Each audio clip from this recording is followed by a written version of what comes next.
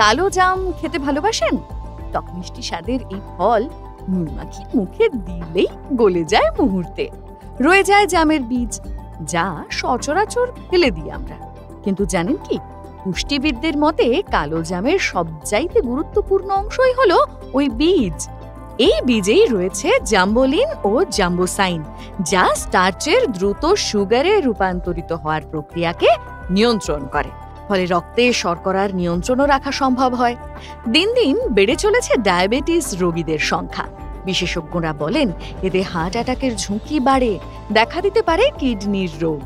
কালো জামে সুক্রোজ থাকে না, বরং প্রচুর পরিমাণে অ্যান্টিঅক্সিডেন্ট থাকে। এতে সুগারের রোগীদের ঘন ঘন প্রস্রাব ও তৃষ্ণার প্রবণতা কমে যায়। থাকে পলিফেনলও, যা নাকি ক্যান্সার প্রতিরোধ করতে পারে, কমাতে পারে হৃদরোগের সম্ভাবনাও।